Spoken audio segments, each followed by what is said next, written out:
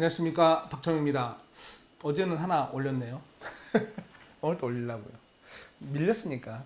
오늘부터 잠깐 할 거는 뭐냐면 우선은 사실 8월 때 너무 뜨거웠었죠. 분양가 상한제. 지금도 거기에 대해서 말은 많죠.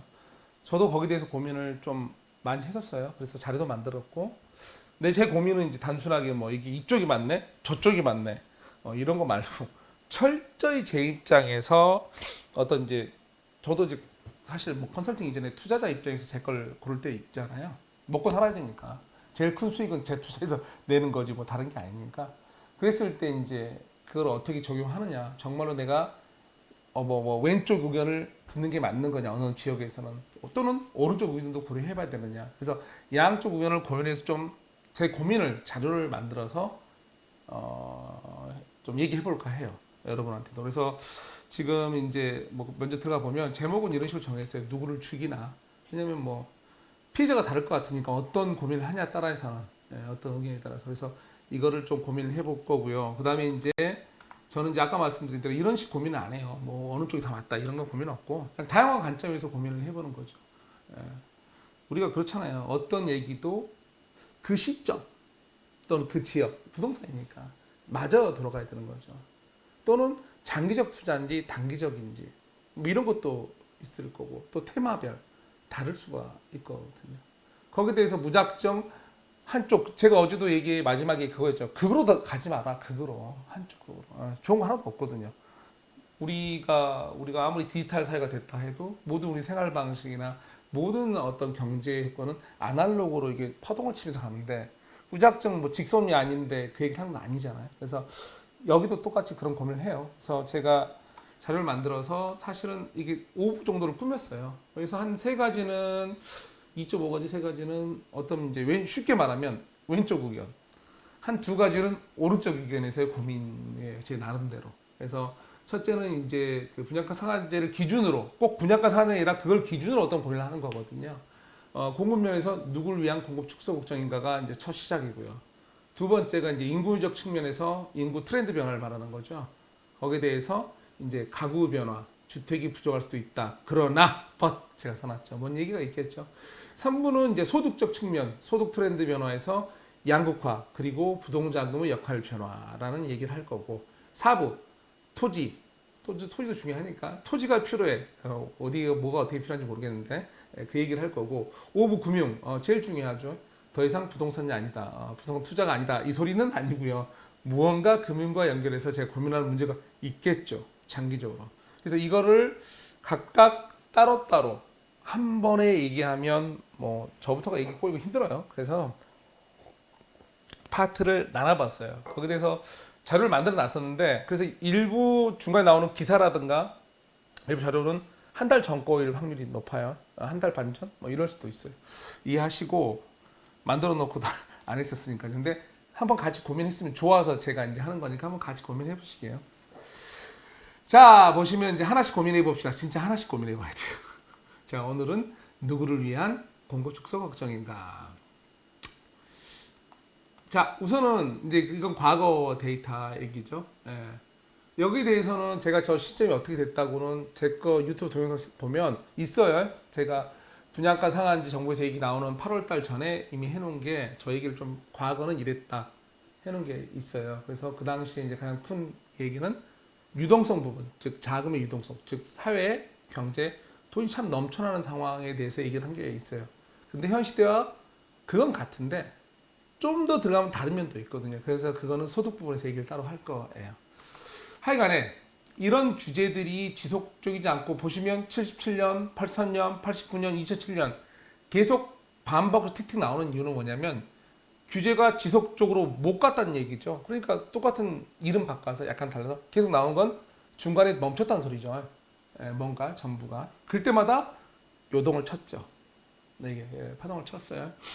파동을 쳤는데 그 이유는 당연히 이제 그 당시 제일 많은 얘기가 공급 부족하고 부동자금 이 두 가지 이슈였어요. 가장 강력한 이슈 두 가지. 자, 이걸 이 상태로 지금 우리가 그대로 적용할 수 있느냐? 시대 상황이나 아니면 여러 가지 이건 좀 봐야 되는 상황이에요. 하여간에 그 당시는 저거였어요. 저거였던 이 정도 기억하시라고 보는 거예요. 그런 거고. 자, 우리가 지금 하는 거는 이제 가장 많은 얘기를 제가 들어보면 과거 얘기를 가지고 많이 해요. 과거 얘기. 과거. 히스토리 중요하죠. 어느 나라 경험, 뭐 국가를 뭐 운영하든 뭐든 간에 히스토리, 과거를 공부한다는 건 뭐 필수적이죠. 반드시. 근데 이제 사실은 우리 같은 이제 할 때 이게 반드시 참조할 상황은 맞는데 또 중요점은 뭐죠? 예, 시대 상황의 차이점을 반드시 체크해야 되죠. 무작정 할 게 아니고 우리의 지금 시대 변화, 트렌드 여러 가지. 제가 어제 얘기했을 때도 분명히 제가 그 말을 드렸어요. 제일 걱정되는 건 10년, 20년 안에 다양한 사회적 변화, 이슈가 대한민국을 덮치고 있는데 거기에 대해서 우리가 너무나 한쪽에 치우치게 과거의 지식을 참조는 해야 되지만 절대적으로 그 근거를 가지고 그걸 절대 근거처럼 이용해서 분석을 하면 잘못하면 내 스스로 내 노후를 내 가슴에 심장에 칼을 박는 거거든요. 그러니까 항상 조심하게. 정말로 이제는 투자 포인트 변화가 심해요. 예, 심하니까. 예. 뭐 어떻게 해요? 시대 변화가 변해졌는데 예를 들면 뭐 아까 어떤 게 변하냐면 심하게 한번 과거 얘기도 한번 해볼까요? 살짝만. 뭐 제 마음대로 하는 거니까. 여기 아까 이 상태로 보면 77년, 83년, 89년, 2007년 저 당시에 금융하고 얘기해 볼게요. 금융하고 부동산 연계성. 77년도에요. 저 당시에 우리 부모님들이 집 살 때 대출 받아 샀나요? 정말 얘기하면 83년. 잘 생각해 보세요. 많은 수요자. 요즘에 말하는 우리가 수요자라는 계층에 말할 때 왜 우리가 금융과 연계성 그리고 그 금융과 대출 시스템과 연계성에 의해서 대외 미국 금리를 미국 연방은행의 금리 왜 걱정을 신경 쓰기 시작했는지 다른 면이 있는 거죠.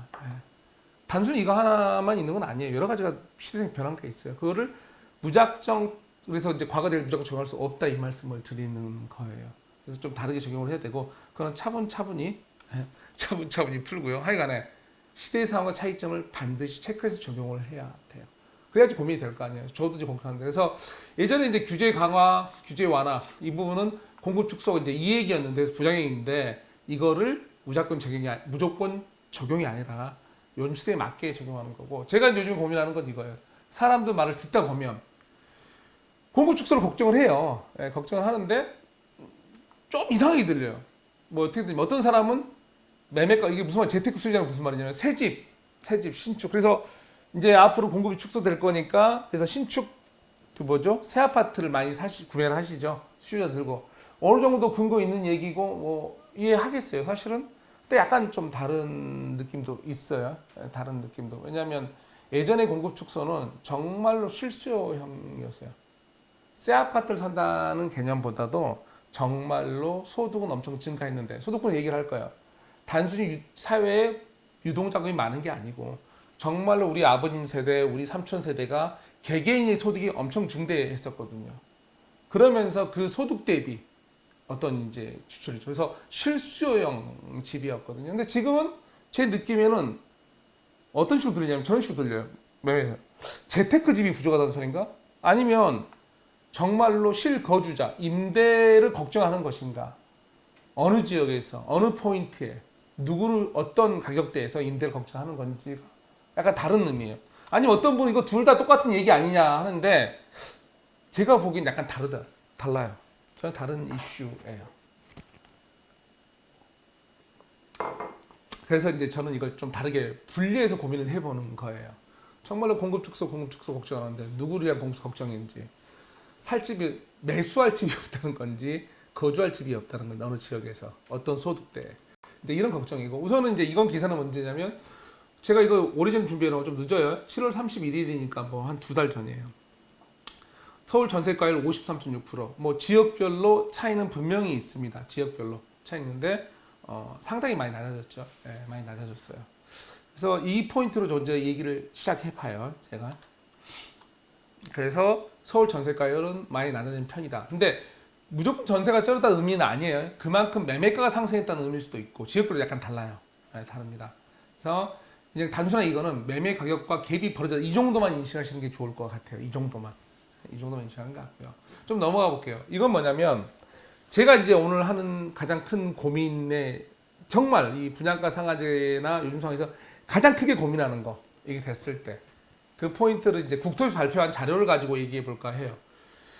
자, 그 당시에 8월 13일 날 사실 국토부에서 당시에 이제 분양 상한제에 대해서는 찾아보면 보도 자료에 8월 12일 날 하루, 그다음에 이제 8월 13일 날 이거 했었는데 꼭 찾아서 읽어보시라고 싶어요. 원문에 대해서. 그리고 읽어보고 꼭 고민을 종이 한 장에 결국 해보세요. 네, 해봐야 이유가 있어요. 그래서 이제 우선 이제 13일 건데 그 중에서도 저는 이제 사람들이 말하는 거 분양가 상한제 딱 때리면 공급 문제 얘기잖아요. 예, 그 얘기하고 다른 얘기를 좀 하나 할 거예요. 잘하고 있나? 아, 어제부터 오랜만에 하는데요. 잘 적응이 안 돼요. 으쌰 해봐야 되는데 말 재밌게 하려는데 몸도 사실 좀 이 몸살 감기운도 있고 그래갖고 컨디션 나빠요. 근데 뭐 어제도 사실 근데 잠깐 쉬어라 가게요. 어제도 보자마자 몇 분 갑자기 댓글 달아서 너무 감사했거든요. 아 그래도 내가 뭐 못났는데 참 이렇게 제 주장했는데 얘기 들어주고 댓글 달아주셔서 그래서 그런 반응들 감사해요. 부족한 것들 얘기해 주시고 하여간에 뭐 쓸데없는 얘기 할까요? 자 보실게요. 민간 택지 분양가 상한제 이렇습니다. 이런 자료가 있었는데 여기서 이제 제가 본 부분의 몇 가지 주요 부분 4번 청약 대기 수요가 증가하여 전세가 상승 이제 그러니까 집 안 사고 대기 수요이기 때문에 이제 말씀하는 거죠. 그래서 이제 근데 제가 여기서 봤던 건 청약 대기 수요를 본 게 아니고 저는 이걸 봤어요. 밑에 서울 있을 때 1919년 올해죠. 서울 지역 입주 물량 약 2.4만 호라고 풍부한 편이다. 밑에 또 나온 거 조금만 최근 5년 동안 서울 입주 물량 1.9만 호. 최근 5년이면 이제 그 우리가 말하는 조그만 소형 주택들 위주. 그러니까 한번 공부하시는 분들 요즘 많잖아요. 직접 이런 재테크에서 한번 서울 지역의 최근 5년 동안 뭐 10년 차 데이터를 봐도 돼요. 이 주택 공급에서 이제 아파트가 차지하는 부분, 그 다음에 이제 연립이나 뭐 이제 다세대 이런 거 쭉 봐보세요 한 번만 보시고 그걸 비교하다 보면 지금 이 국토부에서 말하는 저 서울 입주 2.3호 힘은 좀 강한 편이에요. 예, 강한 편이에요. 연말까지 뭐 강동으로 해서 연말까지지만 왜냐면 이제 갈수록 이제 아파트 위주의 공급이 많아지고 있는 그런 형태를 말을 하거든요. 물론 작년 재작년 뭐 조그만 오피스텔 그 다음에 이제 기타 뭐 도시생활 쪽 이런 허가를 좀 많이 된 것 같지만 땅이 이제 좀 많이 달라서 많이 부중에서 요즘 빌라 부지 너무 비싸서 못 하고 있죠. 그래서 거기서 아파트 위주 공급이 되게 많다는 걸 얘기하는 거거든요. 그거 하나를 기억을 하세요. 올해 2.4만 원. 그리고 최근 5년도 1년 적은 물량은 아니다. 근데 이제 그다음 고민 그다음부터예요. 보시면 이제 볼게요. 자, 여기서 이제 분양가 상한제 시행 시 정비 사업이 중단될 우려. 되게 겁나는 소리예요. 이게 이제 우리가 말하는 공급 중단을 얘기하는 거거든요. 근데 제가 고민하는 건 다른 거였어요. 자, 현재 추진 중인 381개 이게 전국인지 서울인지는 잘 모르겠어요. 한번 찾아보세요. 예. 근데 사업 중 동표가 된 착공 85개 착공이에요. 예. 그다음에 관리처분 인가단지가 66개 151개 13.7만 세대 13만 7천 가구죠. 달한 상황 이게 좀 중요한 얘기예요. 자, 착공 이미 났다는 소리는 뭔 소리였죠? 착공을 났던 건 2주는 이미 끝났어요. 2주가 없어요. 그 다음에 이제 관리처분 인가까지 60 났던 건 거기서 상당수도 또 이미 2주를 했을 확률이 높아요. 착공은 안 했어도.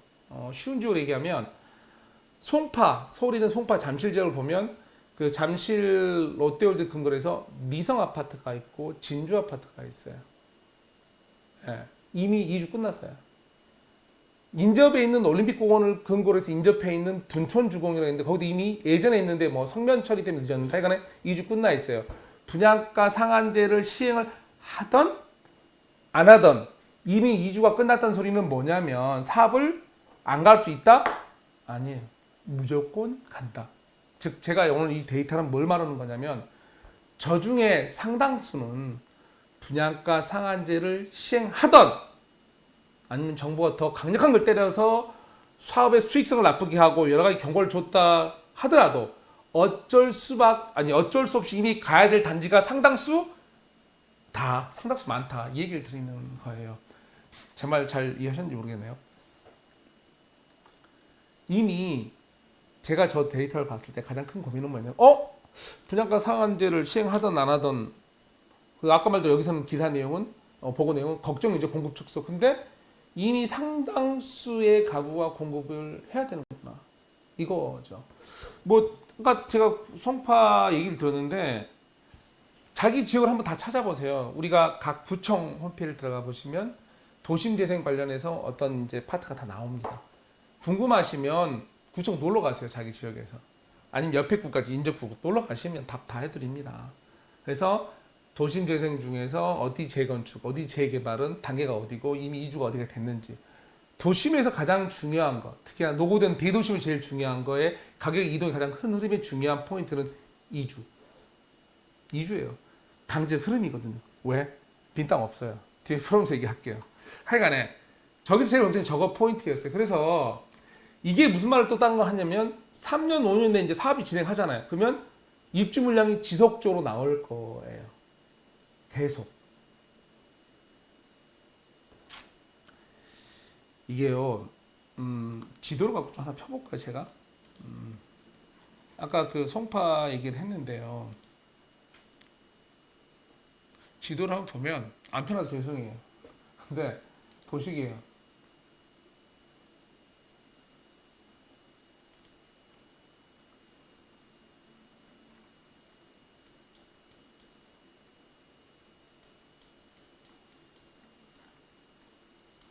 하나의 분석을 할 때 여기가 이제 송파 지역이에요.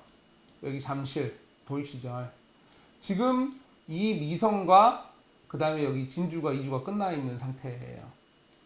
뭐 분양가 상한제 한다고 해서 한다 그러면 여기 장미하고 여기 잠실 5단지는 못 갈 수가 있겠죠. 한동안 정지겠죠. 근데 둔촌주공 여기 가까이 있는 둔촌주공 여기거든요. 여기가 이미 지금 이제 허물고 있죠. 네, 허물고 있습니다. 즉 여기는 분양가 상한제 상관없이 계속 나오겠죠. 근데 이 강동을 전체로 보면 미사 쪽, 고척, 고덕 쪽 보면 지금 입주하는 물량도 계속 나와요. 네, 계속 나오고 있는 상태.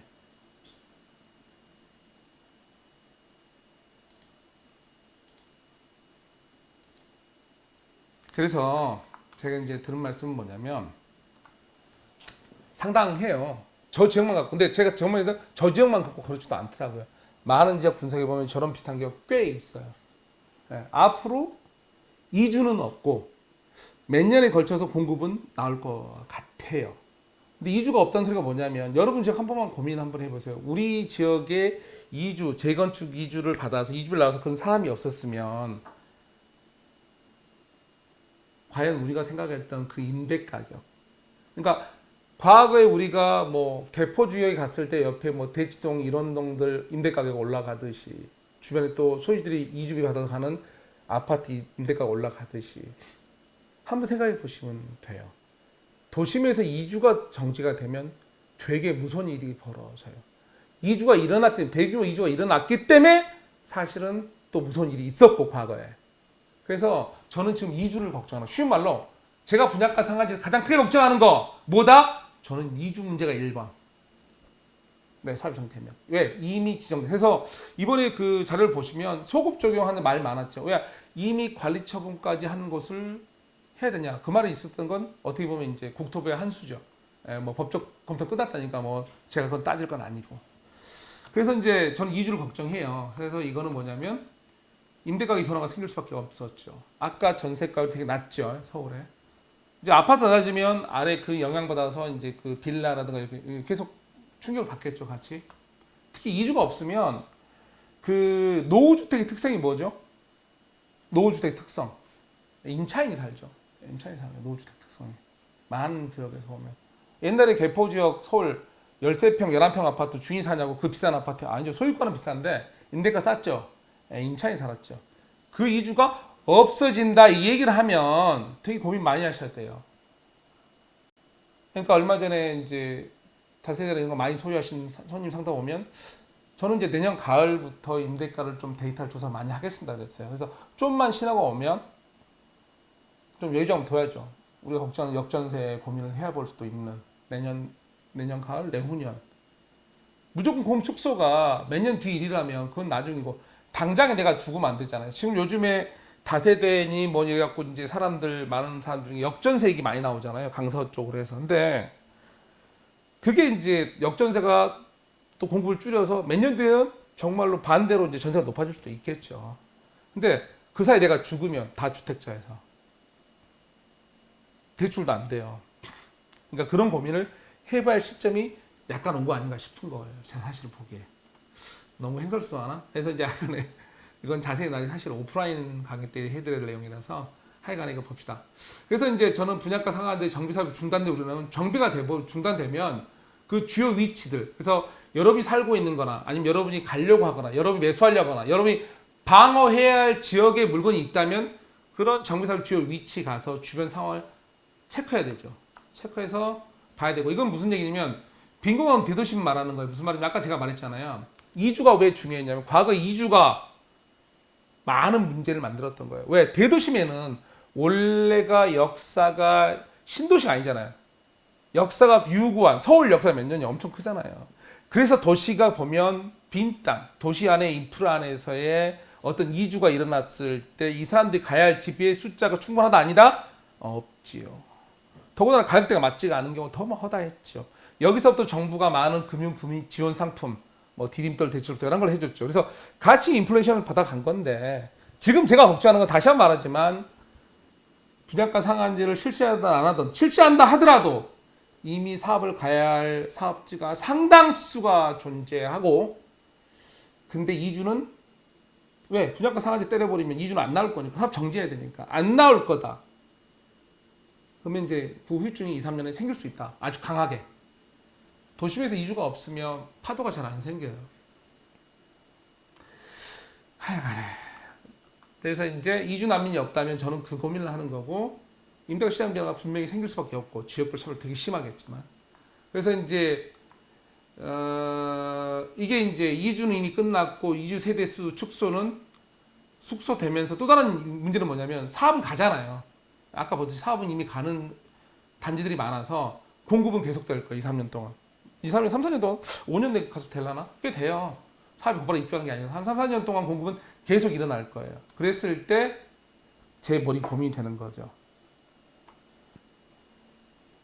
2주는 없는데 공급은 3, 4년 더 계속 될 것 같네? 그러면 임대가, 또 임대가가 아파트부터 지역별로 좀 다세대. 고민을 심각 안 하면 예전에 이제 금융위기 2008년에 저도 망했었죠. 망했었는데 그 당시에 2007년 8년 가면서 이제 그 당시에 문제가 뭐였냐 저희가 재개발 쪽에서 많이 문제를 했었는데 집이 없어서 망이 아니라 집이 있어서 망한 거죠. 상당수 사람들이 다주택자들 역정세라는 걸 사실은 우리 속된 말하는 부동산에서 역정세는 뭐냐면 다주택자에게 흑자부도예요. 흑자부도 집이 있죠. 장기적으로 버티면 나아졌죠. 그 당시에 임대가가 꺾였다가 소형주택은 되게 금방 회복됐어요. 1년 만에. 근데 그 1년 버티기가 대단히 힘들었죠. 물론 여기 상황에서 또 다시 보기 된다 이 말은 쉽게 안 해요.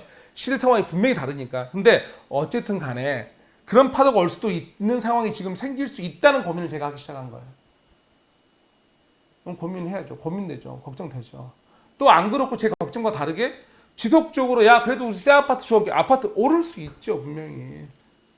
근데 그건 이제 한 주택, 2주택 뭐 이런 상관없는데 좀 주택수가 많은 분들 또 다양하게 소규모 주택 갖고 있는 분들은 고민을 한번 해볼 시기인 것 같아요.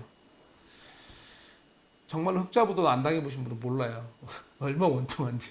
그러다가 뭐 한 1, 2년 뒤에 회복되잖아요. 더 원통해요.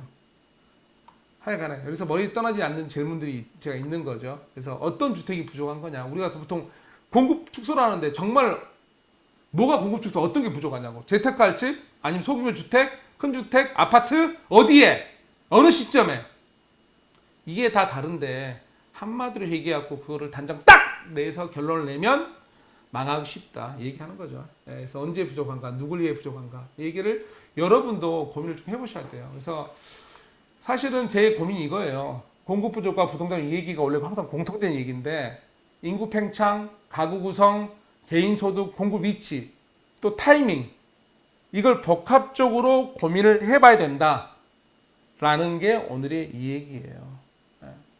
그렇게 하지 않고 단적으로 판단 이쪽이 맞아, 저쪽이 맞아 계속 반복하겠지만 의견을 극으로 가지 마세요. 이쪽 의견, 저쪽 의견.